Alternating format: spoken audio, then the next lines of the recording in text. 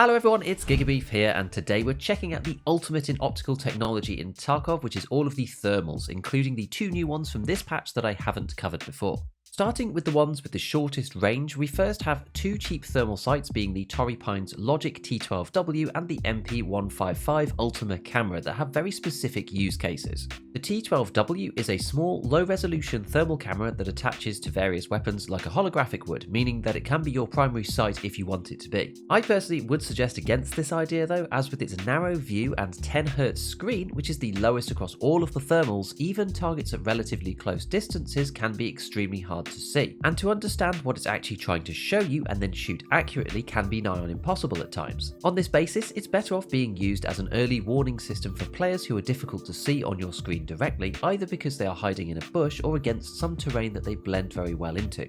It also comes in very handy for finding downed players in areas with heavy foliage, such as on woods. What makes this interesting is that the T12W continues to work even when it's on a canted mount or on the regular top rail without aiming down sight, so you can use a second sight to actually do the shooting while keeping the thermal detection ability active, however basic that may be. To me, this works best with the thermal on top and the red dot on the canted mount, although with something like the delta point you can actually see through the mount and into the thermal camera anyway if you do it the other way around, so it's really up to you which way you prefer. A larger scope like the Voodoo still blocks the thermal, so this only works as a passive scanner on the canted with certain close range sights. The 155 Ultima camera is similar to the T12W, but as the name implies, it is only usable on the 155 shotgun, and given this limitation, it's not too surprising that you can pick them up for about 30,000 rubles on the fleet, which is pretty cheap. However, as a thermal, it is actually quite a bit better. It's set to black equals hot mode, and it doesn't pick up quite as strongly due to only a black and white screen, but you can make out much more of the surrounding area with it due to an increased resolution, and it has a faster refresh time of 15Hz too.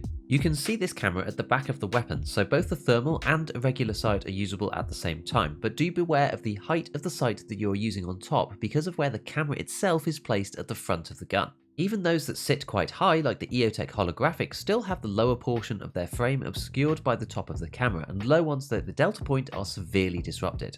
But overall, the 155 Ultima modded version is pretty cheap, and the thermal camera can be a nice upgrade on some more wooded maps to give you that little bit of extra information where bushes and trees might have gotten in the way otherwise. The final one times that we have to check out is the new SIG Echo 1, which is a pretty big step up in price. At 513k from Jaeger 4, it certainly isn't cheap, but you do get quite a lot more for your money. The Echo has two modes and two zooms, allowing you to switch between 1x and 2x, as well as having the regular red hot mode and a fusion mode as well. Although the red hot mode is at 21Hz, which is okay for a thermal, unfortunately the fusion mode isn't particularly good, having a lower refresh rate of 10Hz and being less clear with the blue terrain background. However, you have to click through all of these to get back to the original 1x if you went to the 2x scope on the red hot mode initially. The regular 1 and 2x modes are good though, and suit much of Tarkov's general arsenal of assault rifles and DMRs at the classic engagement range that we find ourselves in most of the time, i.e. quite close. And it's an easy install too, just directly attaching onto any regular top Picatinny like a normal sight. One little thing to point out is that the sensitivity does feel to be a little bit too high to me, so just be careful when swinging it about as it might move a bit more than you expect. Next up is the Trijicon Reap IR that has been in the game for a while and is probably considered the best thermal overall. With a 2.5x fixed zoom, this is enough to get a bit of extra range, but not so much that it limits the scanning potential of the thermal itself. The Reap is extremely clear and has two modes, black hot and white hot, but is usually the most expensive out of all of the thermals in Tarkov with a choice of two barters. After the completion of Gunsmith 22, it can be bartered with Mechanic 4 for approximately 650,000 rubles, or alternatively with Skier 4 at an eye-watering 900k, which you can probably imagine is why you don't see that many out in the wild. There is technically a craft too, but it's locked behind a bunch of Lightkeeper tasks and uses found in raid only items like the microcontroller board, so is generally not worth doing. With a refresh rate of 35Hz, the Reap IR has the most stable sight picture by far and is the easiest to shoot with, as all of the other thermals in general are typically quite hit and miss in Tarkov, easy to scan and acquire targets, but hitting through the screens can be tricky. It also comes with an optional scope eye cup which alleviates the negative ergo associated with it somewhat at +6, but it is typically not used. The four good thermals range between -10 for the Echo to -18 for the Zeus, which we'll look at in a moment, with the Reap coming in at a middling -13 ergo, but the way that the iCup blocks the whole screen in a weird way on the right hand side means that it just isn't worth adding. It's also worth bearing in mind that the Reapi art sits on its own special mount, and they are usually fairly expensive on the flea. Instead, do the barter for 4D batteries and get it from Jaeger that way instead. Moving up to the next level of zoom, we have yet another new thermal, the Armorsight Zeus Pro 640, with a 2x and an 8x mode. This is similar in function to the Echo 1 in that it features a white hot mode first and a fusion mode second. However, the 2x fusion in this case is the most clear of the four. Also, interestingly, there is a rail on the side of the thermal for a laser flashlight if you wanted to put one up there for some reason, and it also has an iCup compatible with it too, which is in fact even worse than the Reapi version. Hard to believe that is possible, but there you go. Given the Zeus is -18 ergo, you might even be tempted to get 5 back with it, but I personally think that that is unwise. Like the Reap, the Zeus mounts onto a dedicated base first, the Armorsight Zeus Universal Base, which can just be bought from Jaeger 4 directly. To buy this one, you have to complete Jaeger's quest Huntsman Path Big Game, which is the quest to kill Kaban. Once done, 2 barters unlock, first for a LEDX and the second for 10 cult knives. These cult knives typically go for about 40 to 50k on the flea, so generally later on in the wipe a better value than the LEDX, which is currently sitting at about 650 to 700k, but neither are particularly cheap. I personally don't mind the Zeus. It's clearly one of the better ones for long-range combat with the high zoom level possible, but the clarity of the fusion 2x along with the size of the screen makes it quite usable in my opinion. The thermal with the largest zoom is the Flare, the staple of Tarkov with a plethora of access points. Jaeger sells it directly for 677k at Jaeger 4, and there are barters at both Mechanic 4, which is cheap so it goes out of stock fast, and Jaeger 3, which is okay if you use the items down to 1 point before handing them in. There are 2 sneaky barters, one at Jaeger 3 for the meme Saiga, but it comes with a flare so you can sell the rest of the gun back, or alternatively keep things like the canted RK1 which costs 50k even from the trader, and another after completing Psycho Sniper with Mechanic 3 for an AK-104 which also comes equipped with a flare. This is nearly as good as the Mechanic 4 barter, but Psycho Sniper is extremely hard to do and only a small fraction of the player base will likely complete it. At 21Hz, the flare has the same refresh rate as the Zeus and the Echo on red hot mode, giving the user both a 2.25x and 9x zooms to play with, which are pretty decent on the DMR style weapons. One thing going for it over the Zeus, other than cost, is the weight. At just under half a kilogram, the Zeus is double that at 0.9 kilos, which does start to make a difference when you want to use these devices for scanning the horizon. Arm stamina is affected a little bit by ergonomics, but mostly by weapon weight, so the way to make the most of thermals is to use light guns, so that you can constantly be scanning around and not run out of stamina. Between the Zeus and the Flare, it is a pretty close call, but I think on balance I prefer the Zeus's 2x fusion mode and the reticle that comes with it over the Flare, as the Flare's crosshair is actually pretty nasty for hitting targets. Whether it's worth spending the extra rubles though, is up to you. Most people who have used thermals before are aware of this, but the 250 meter limit is still in the game. After this distance, nothing renders at all, so beware with the Flare and the Zeus especially that you don't end up in a sniping match with a player that can see you when you can't see them. Also, as a reminder, none of the thermal scopes can see through glass, so you'll have to smash glass out before you can look out through windows or buses or anything like that.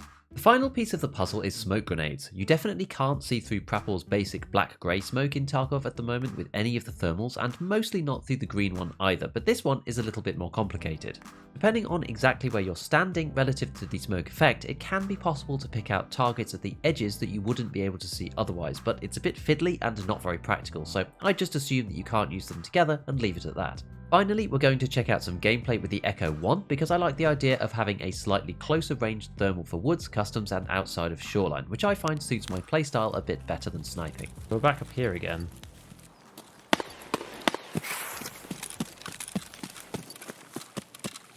Maybe we stay high for now.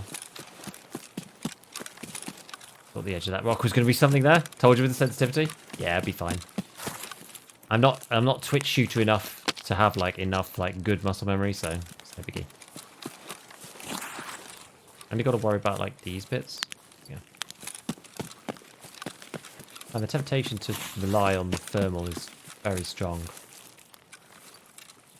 Remind yourself that sometimes, especially in the open areas, sometimes your eyes are just better.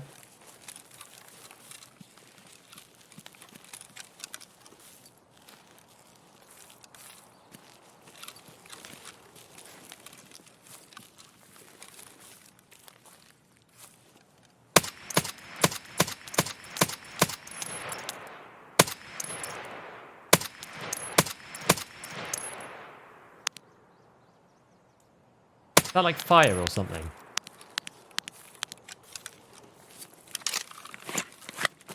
Is that like not a person?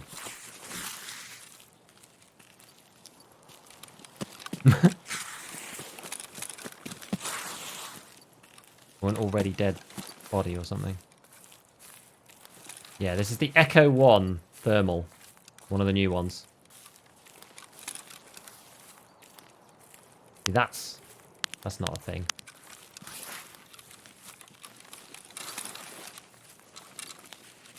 Still got to try and play smart with this thing. Certainly doesn't make you invulnerable.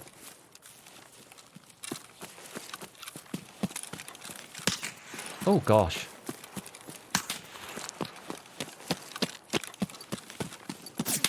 Ow.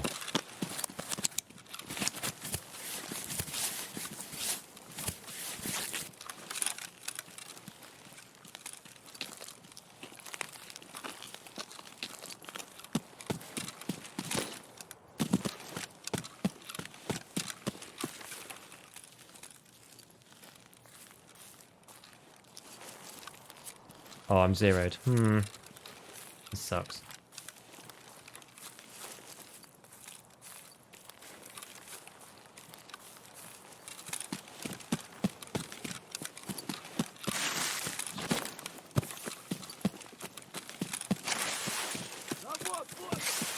No, no, no, no, no.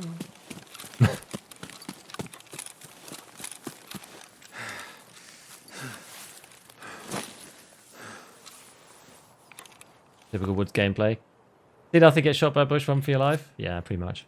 Nothing quite like having no armor. I mean, this armor's done its job though, right? No, we've got to figure out whether there is any way of like... I'm probably too far now. Oh. Is that a person there?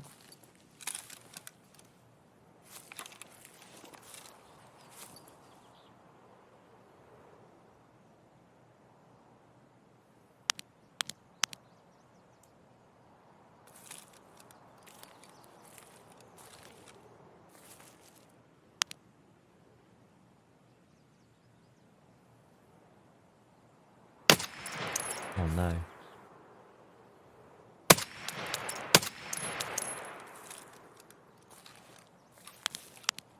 We shot through the tree and it screwed up our sightline. Damn it. Well, we did see them though. Thermal pretty useful. Level 6 fig always lets me down. Probably using it in the wrong way, I would say. You have to like, I use it as a sniper. And you know that if you get shot, then you just have to leave. Probably not that great a choice on woods, actually. Like, I stopped using it on streets as well. Let's see if the car's here. The Bagari, for example, is better. Bagari is also quite low durability, so I'd be, you got to be careful there too.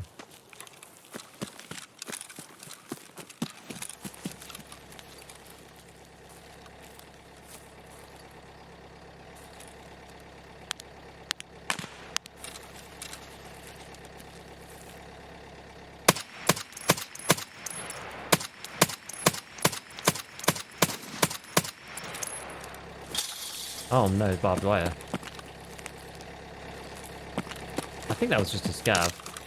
You can see how hard it is to actually like land the shots though.